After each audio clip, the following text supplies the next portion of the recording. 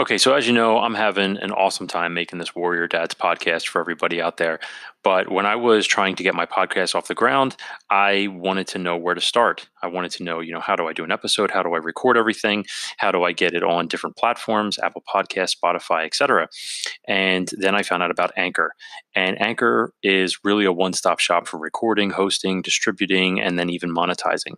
And best of all, it's 100% free. And it's really, really 100% ridiculously easy to use. It just made it so seamless for me to record my episode, upload my episode, and now you can even edit your episode within the Anchor app on your phone.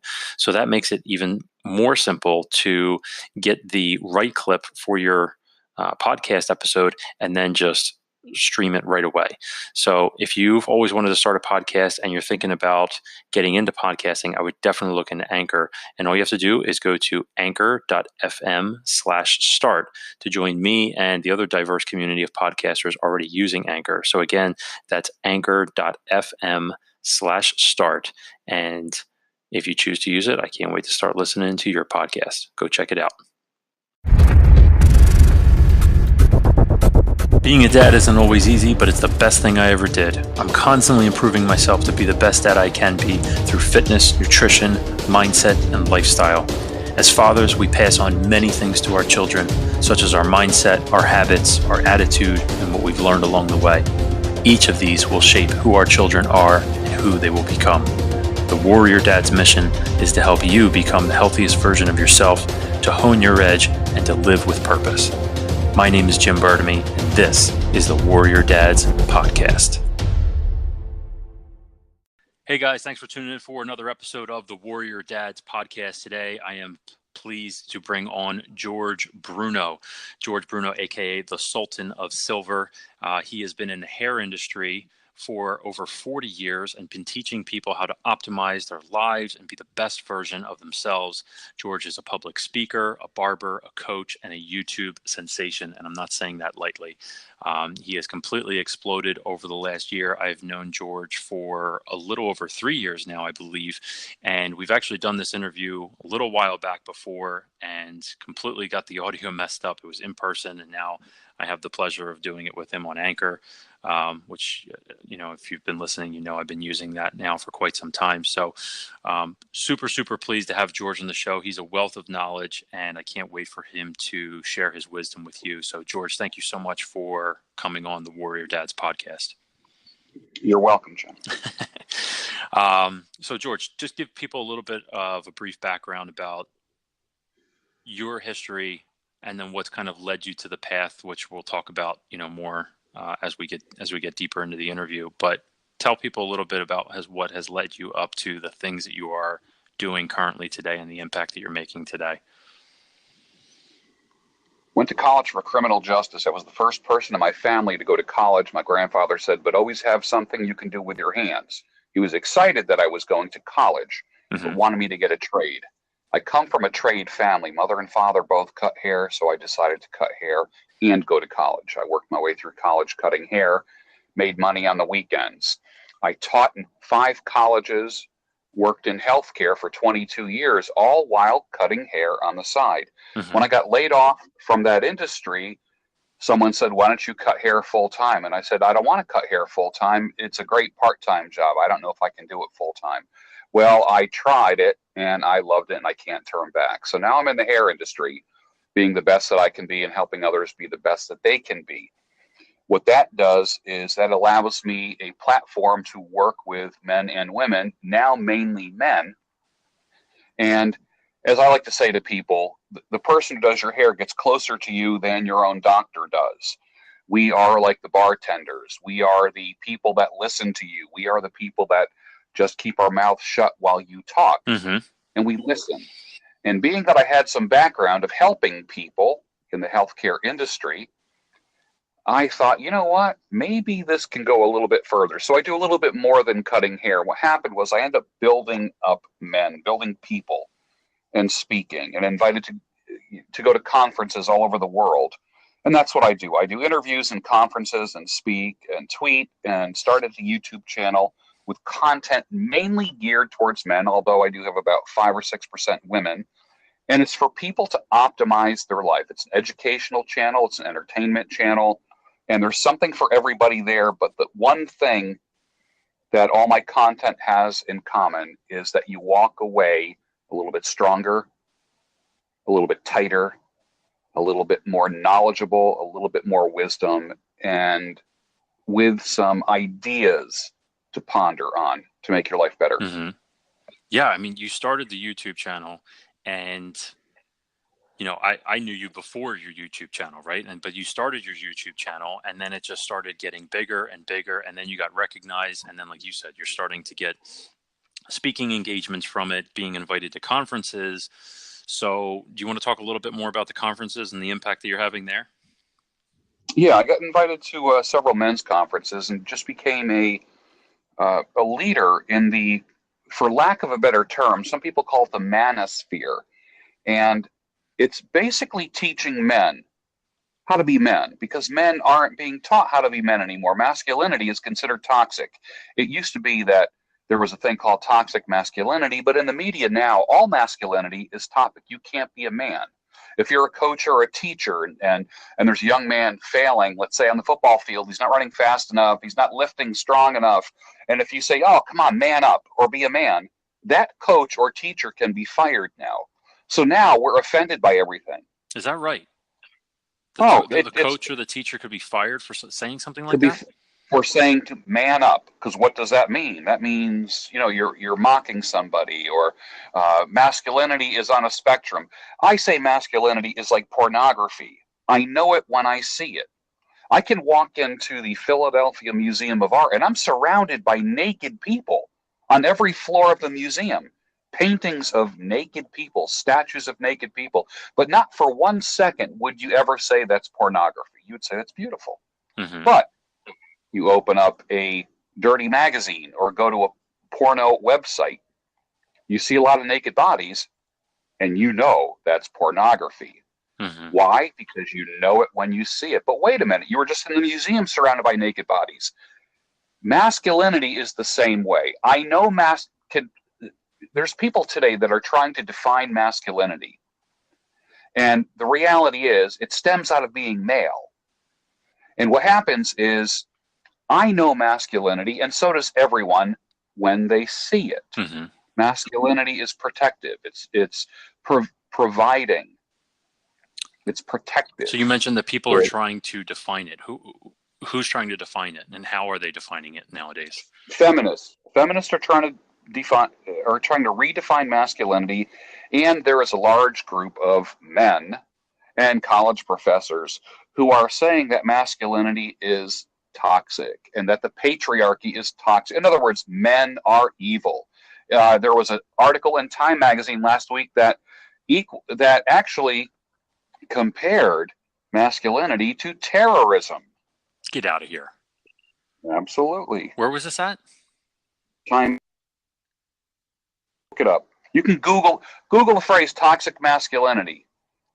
It's huge. On campus, you can be called a hater now on a college campus if you talk about masculinity, because there's 56 different genders, they say. And if you disagree with that, you're a hater.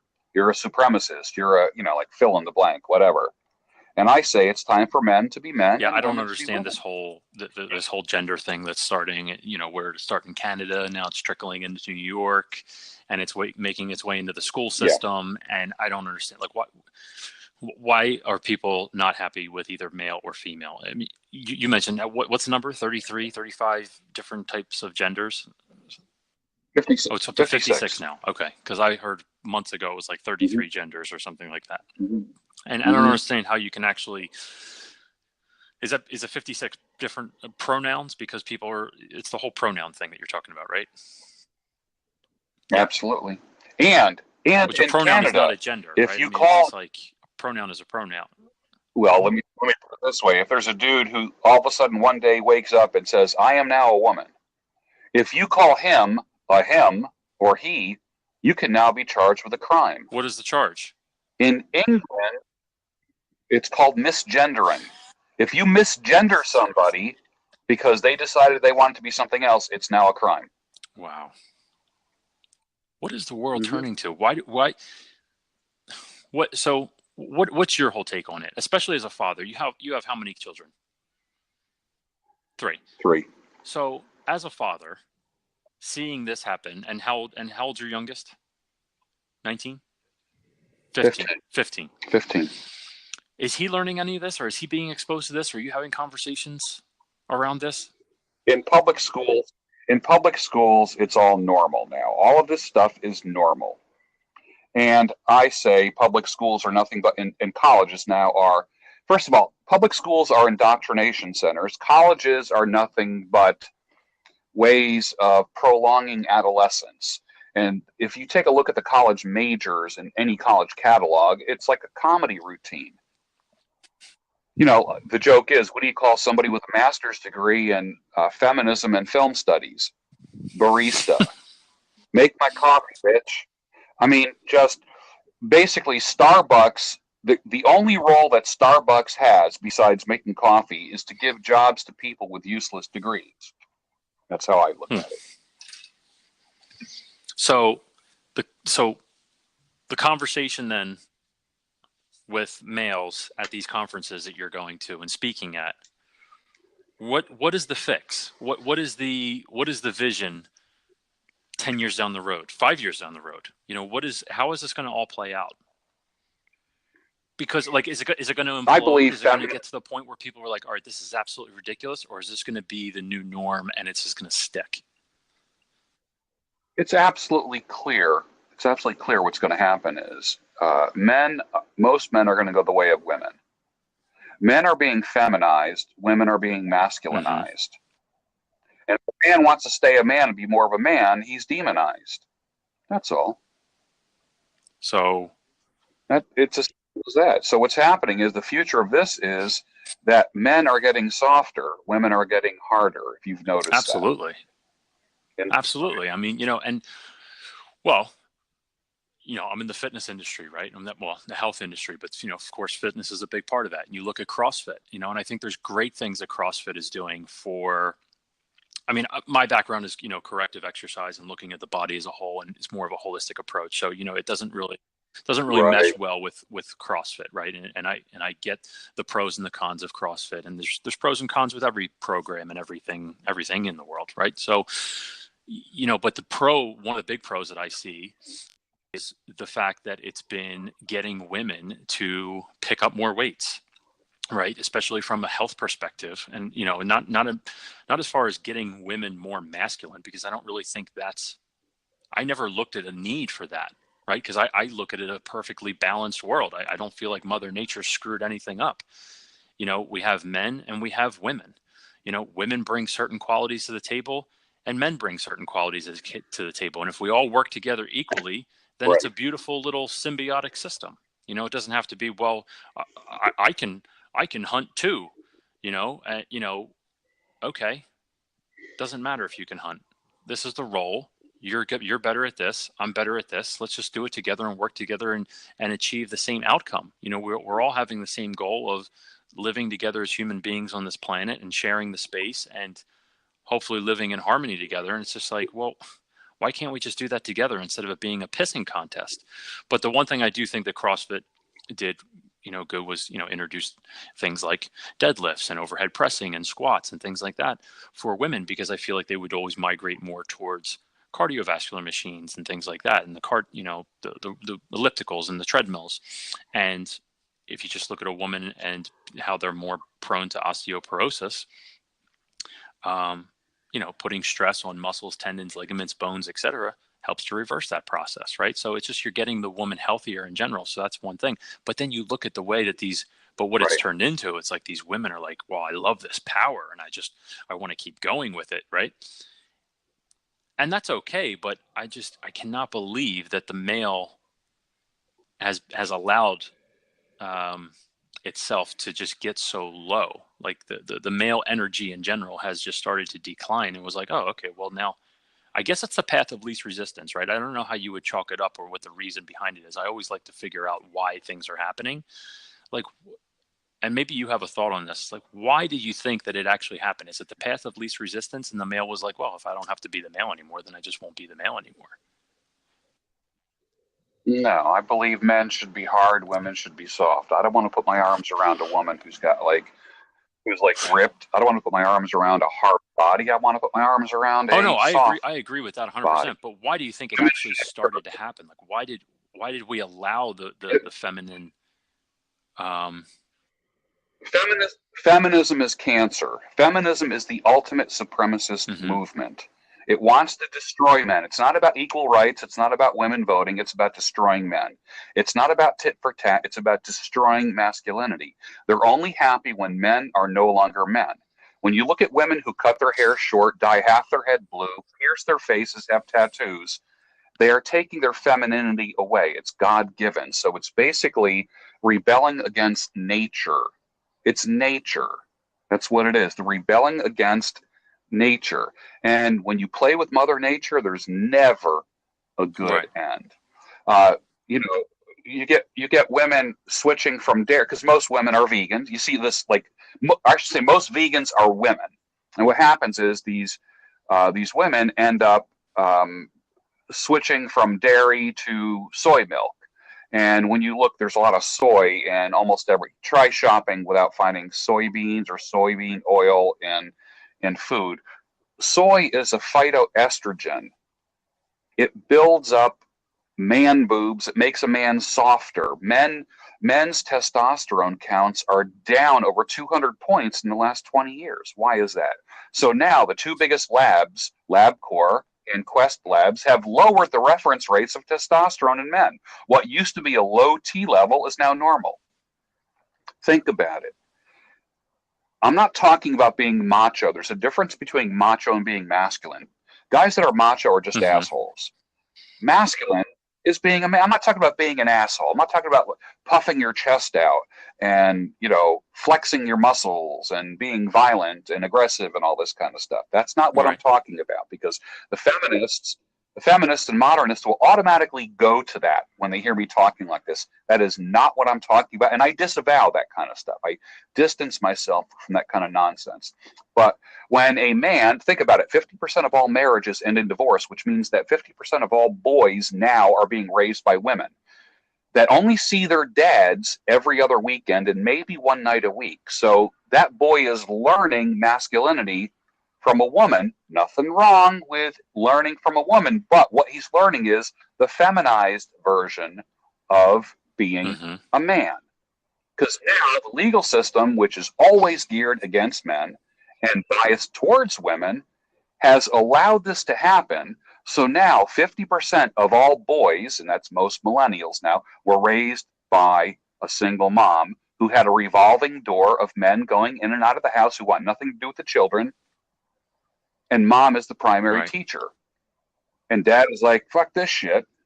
You know, dad wants to see his kids more, but he's got to Well, when you fight say for them. revolving door, just to kind of be clear, if we, obviously it's warrior dads, but I'm sure we have maybe some women listeners.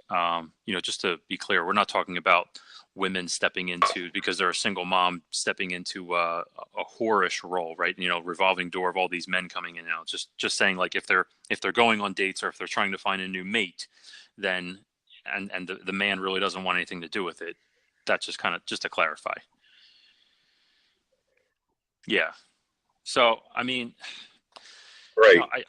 so what is your definition? Do you have a definition of masculinity Correct. then? Have you actually Correct. like put something together where it's like, okay, this is my definition of masculinity and this is how I sum it up?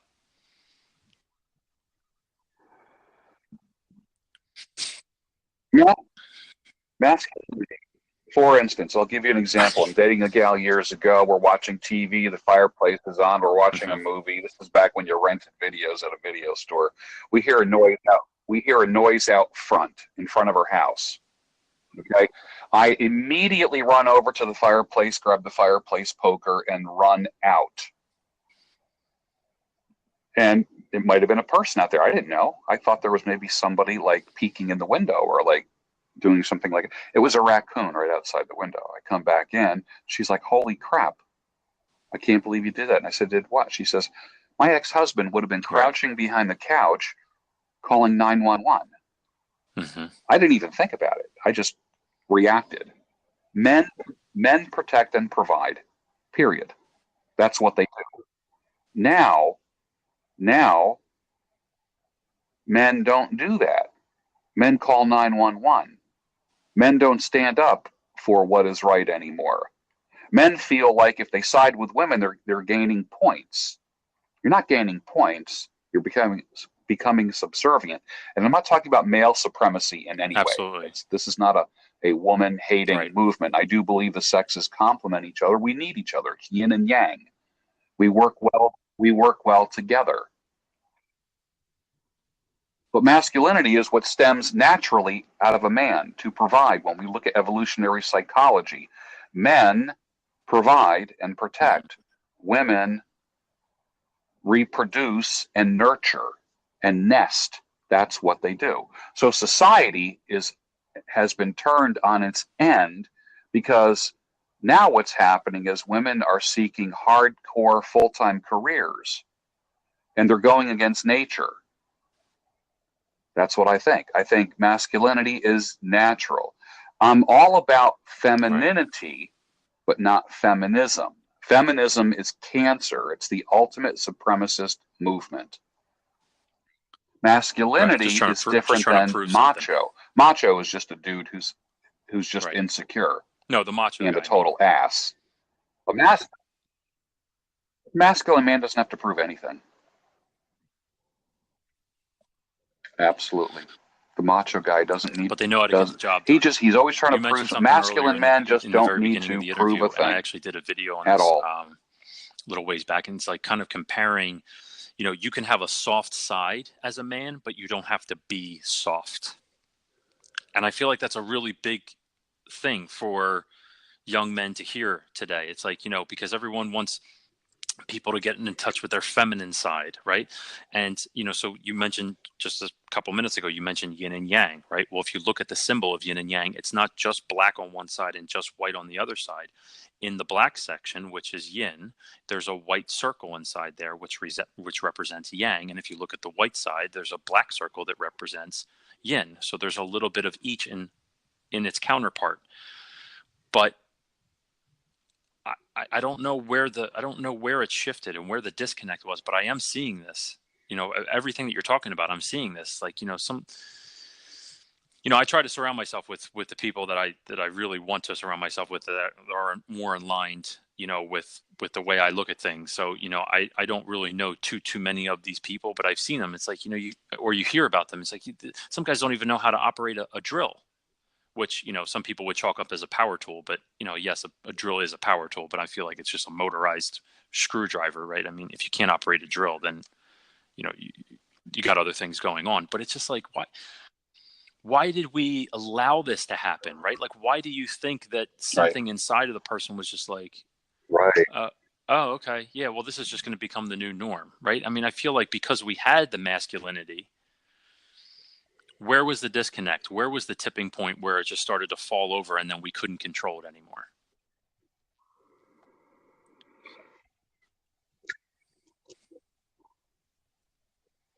We no longer have to hunt anymore. We no longer have to build anymore. We don't have to do those kind of things. We just, so, and I'm not a big evolutionist, but when you look at the progression of mankind in Western Civ, I don't have to build anything. I don't have to hunt food. I go to a store and buy meat now. I used to have to, man used to have to go out and kill things and butcher things and feed his family.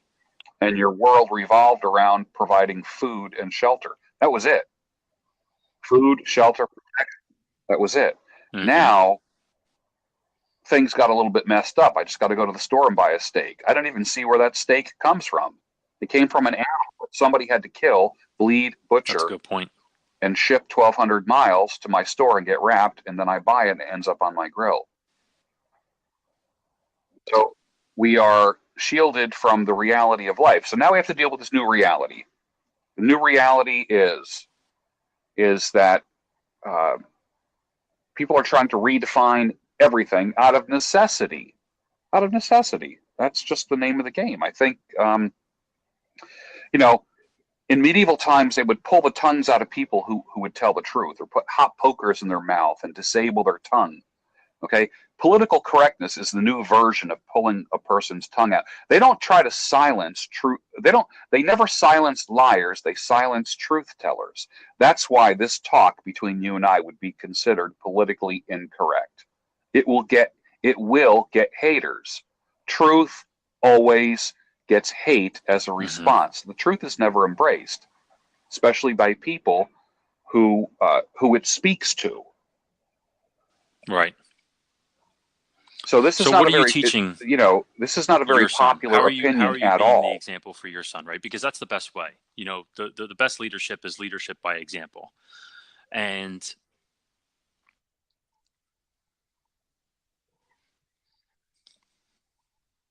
I always say this. There's a dude on Twitter right now, and his thing is "Tell your son this," and I say that's bullshit.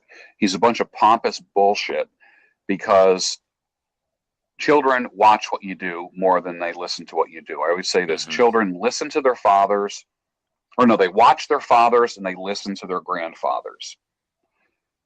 I say this as when I talk to single men who are dating. Believe what she does, not what she says. It's the same thing with parenting. My kids lift weights. I have 2 boys and a girl. My boys lift weights. They're building their muscles. They do resistance exercises. They're not meatheads, but they like to keep themselves in shape. They keep themselves looking good, and they're smart, and they study, and they get their homework done. They're nice, well-rounded young men with beautiful girlfriends, and they're gentlemen because they watched their dad open up doors. I still open my for wife's their door mom, when she take gets their in the mom's truck, coat, she hold sits in their the back mom's seat with my hold son. their I mom's open chair. her door every chance I get. They watch that happen. He does.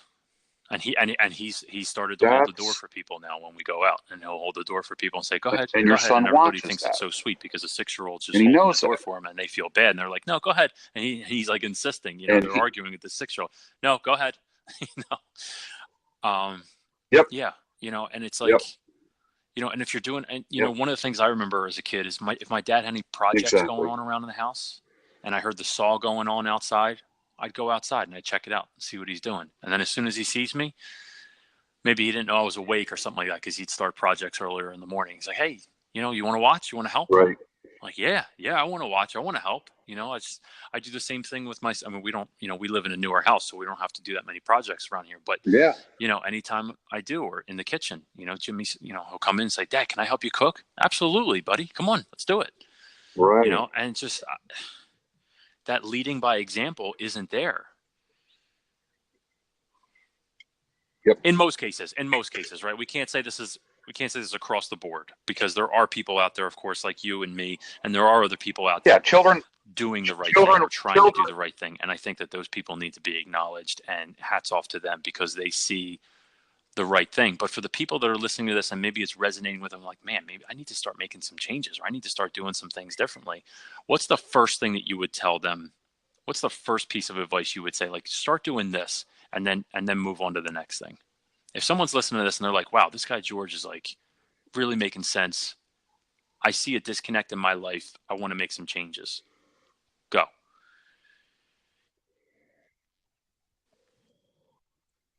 I like that.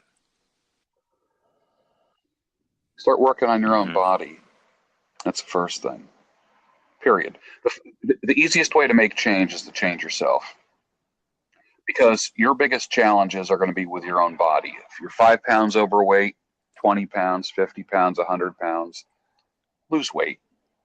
It'll show you that that's damn hard to do and to maintain. It's hard. And the reason why you got that way is because you neglected it. You're not big boned. You don't come from a big family. You didn't always struggle with food. You're too fucking lazy. Period. Yep. You're lazy. So if you can discipline yourself, that's the first thing you have control of, is yourself. First thing. Jordan Peterson's book. Jordan Peterson is a friend of mine. He wrote a book called The 12 Rules for Life. The first thing he said is clean your room, make your bed. You know why? Because that's the first thing you have control over. The first thing you have control over in the morning when you wake up, the first thing is your bed and your room. First thing, when your feet hit the floor, the first thing that you have responsibility for is turning Yeah. chaos into order Yeah. Admiral William start with the McRaven thing did that that. is closest to you. And with most He was a guys, Navy it's their SEAL body. for a long time, and there's a really cool video online if nobody knows of his book that he wrote, and it's about making your bed every morning, because it's just that little bit. It's that little sense of pride first thing in the morning, and that one little thing can lead to another, which can lead to another, and it can lead to another. Yep. And his joke is that, you can have a great day or you can have a crappy day. And if you have a crappy day, you come home at least to a bed that is made and it's made by you, and it's something that you can look at and say, okay, that's the first thing I tackled for today. So, yeah, William McRaven. I like that. Yes. I like that about changing your body, because you're right. It's the first thing that you can do to have an impact. And then once you tackle that and you start working on that, then that can trickle into other things, just like making your bed. So I really like that. And, I think you made a really good distinction earlier when you were talking about your sons and how they actually exercise. And he's like, they're not bodybuilders. And I feel like that's the 0 to 100 mentality that I talk about, periodically. Is that, you don't, just because, for anyone listening, just because George is saying start working on your body, he's not talking about, try to start looking like a physique competitor, right? You're not trying to look like some of these people that are throwing out their stuff on Instagram or, all the social media stuff and look like this Adonis sculpture or whatever. Because the truth be told, to get yourself to look like that sometimes can be a grueling thing. And I've actually known people that have looked like that and have said it's not worth it. I don't enjoy looking like that or doing the things that I have to do to keep myself looking like that. And I didn't feel healthy. And that's really what it's about. It's about keeping yourself healthy and about having longevity in life. So I just want, to make that distinction, because some people do have that 0 to 100 mentality and they're like, all right, well, this is what I'm going to look like. I'm 25% body fat. I'm trying to get down to 6, and so just don't go crazy with it, but have focus, have discipline, and get yourself right. So I love that.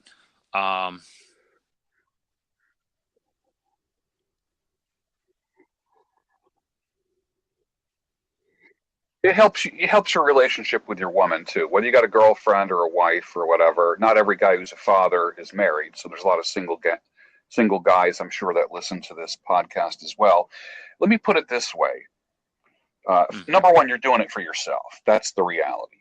You're not doing it for her. You're not doing it to get women. You're doing it for yourself. So when you take your shirt off, you feel good when you look in the mirror. That's a good feeling. It's nice to feel good when you look at yourself. You might not be like a super handsome guy, but you could have a good looking body. You can go from looking like a teddy bear to be jacked. And that's doable. It's so doable. It's within every man's capability who's listening to this. Here's the other thing. When it comes to women, your woman does not care how much you work out. She does not care how much you work out. You know what she cares about? She cares that you work out. Just the fact that you are going to the gym or you're down in the basement pumping iron, that makes her proud of you. Now, obviously, you're doing it for yourself, but you're not going to go to the gym 5 days a week to please your woman. She's happy that you're just going, period, and improving yourself. I like that. Women like men who are trying to be the best versions of themselves. Because it puts it in perspective. Like, it doesn't take a whole lot for the perception of the woman to change, because, what are the perception? I mean, women can't, I can't imagine that women want to stay in that role forever. Right. Because there is talk about how, okay, so the woman becomes more powerful, right, and has more of the upper hand because you have a softer man. So, but the idea or the concept of a man trying to find his mother as a mate, that's nothing new, right? I mean, that's been talked about for years and years and years and years, right? Even in the movies and TV shows, and there's jokes about it and all that stuff. So because there's that piece, it doesn't always sound, when that comes across, it doesn't always sound like it's a positive thing, right? Or women look at that as a positive thing. They don't want to be a mother to their husband and then also be a mother to their children. So that's why, it's another reason why it's so baffling, is like, why did they even want the role? Women don't want a sensitive man. They want a considerate man. So this whole sensitive side business, I think, is full of baloney. I think there's nothing wrong with being considerate. Sensitivity is a female trait, not a male trait. Consideration is a male trait. Okay. I think what happens is, if you're, like, in other words, save your crying for your buddies. Save it for your pillow. Save it for your ride to work. People say, well, I like a vulnerable man. Let me tell you what. Being vulnerable to your woman actually shows weakness to her. She wants a man that's always strong. She might say, well, I appreciate your vulnerability. That might be true, but not for long. She wants a steadfast rock. She doesn't want that the norm. She doesn't want that to be the norm. Correct. So be considerate. I tell men this all the time. Be considerate, not sensitive. Big difference. Big difference. Cool. I like that. I like that a lot. George, this was awesome. But before we let you go, as with every episode, I have 10 questions for our guest. These were inspired by James Lipton and Bernard Pivot. So you ready? Sure am. Go ahead. Okay. Who is your hero? Jesus Christ. What excites you? Persuasion and influence. What turns you off? Excuses. What is your favorite sound? Silence. What is your least favorite sound? Television. What is your favorite quote or saying?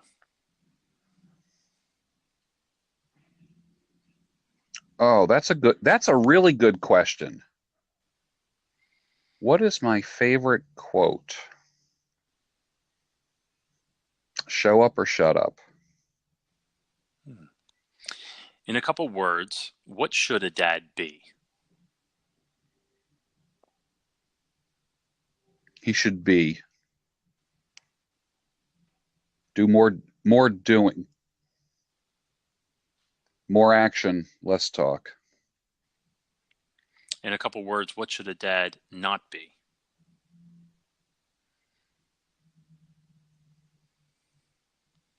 The minute a man decides to become a father, his world does not revolve around him anymore. It revolves around his kids, but he has to maintain himself, his health.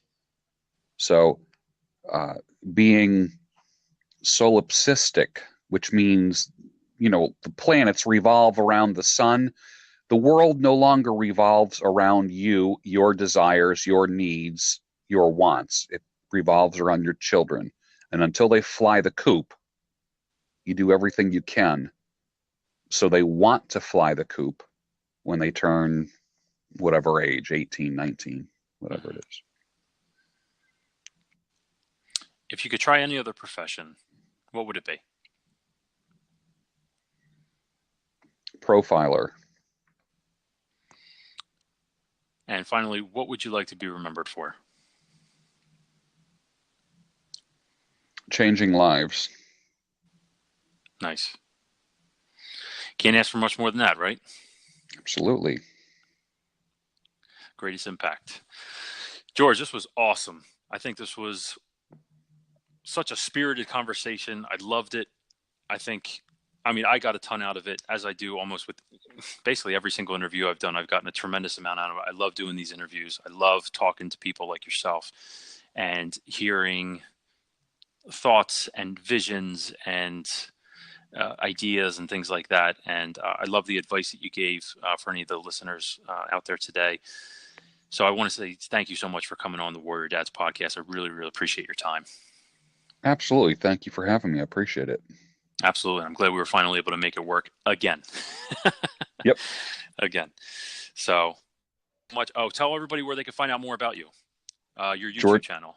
GeorgeBruno.com will take you right to my YouTube channel, which is George Bruno, where I talk about ideas and absolutes. There's something for everybody. You will learn something. I tell the truth. I'm not politically correct. You may be offended. You may laugh. You may learn something. You might be entertained. but you will get something out of every single video. I do a show every day called the Daybreak Show where I roll out of the sack and press record. Nice. I like that. Yeah, you're like right there at 100,000 subscribers. And Yep. what were you at last year this time of year? 50,000. Wow. Look at that. Yeah. That's amazing. So George Bruno, Bruno, just the way it sounds. He's also very active on Twitter. Go check out George Bruno on Twitter. You will learn a ton. His videos are very entertaining. Yes, this is him. If you see any of his older videos where it's got the super long white beard, awesome stuff. You don't have that anymore. Any plans on growing that back? No, I just like my short, close face beard, my Navy SEAL beard. That's what I like. I like Yep. it. It looks good. I just saw you last week, so it looks great. So again, thank you for coming on the show. Anybody who has any questions, please leave them in the comments below, or if you have any questions directly for George, message him through his YouTube channel or on Twitter. Thanks so much for tuning in. George, thank you so much again, and we'll talk soon. My pleasure, Jim. Thank you. All right, bye-bye. Hey guys, thanks for tuning into this episode of the Warrior Dads podcast. If you like this podcast and want to support it, please subscribe, leave comments, and share it with someone you think would benefit from listening as well. Thanks again, and keep on being a warrior dad.